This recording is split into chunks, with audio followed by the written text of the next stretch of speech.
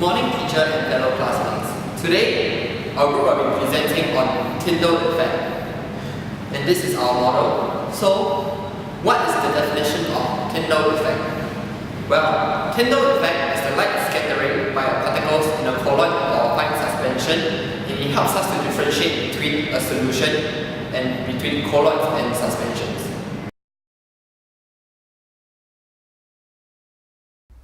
So here's a demonstration of how Tyndall effect can be used to differentiate colloids from solutions. First, we will start with the salt solution. As we can observe, only the entry point and exit point of the light can be observed, and the light which passes through remains white.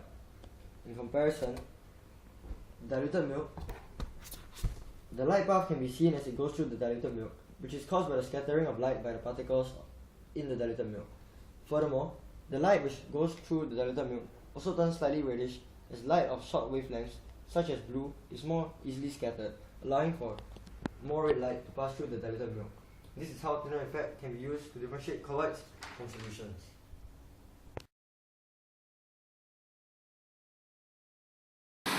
So now we have demonstrated the usage of Tyndall effect to differentiate between colloids and solutions. Then what about suspensions? We learned that suspensions can be differentiated from colloids and solutions through their visible particles dispersed in the liquid. And also the fact that the particles settle at the bottom of the liquid after a prolonged period of time. But how do suspensions exhibit the Tyndall effect? Let's find out in the next demonstration.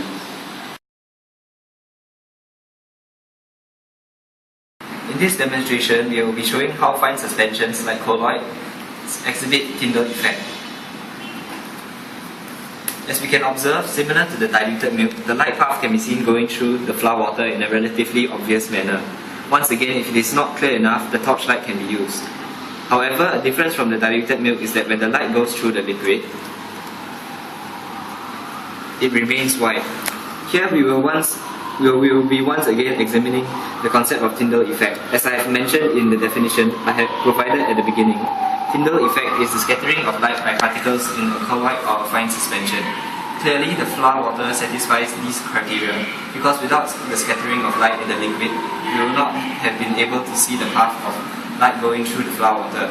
The reason in which the light which passes through the flour water remains white is most probably due to the size of the particles in the water, which should be much larger than those in the diluted milk since it is a suspension, which may have caused it to scatter light across the entire visible spectrum equally, causing the light which comes out to contain equivalent amount of light of varying frequencies, thus keeping the light white. Nonetheless, light scattering is still observed by particles in the flour water. Therefore, we can conclude that Tyndall effect has taken place.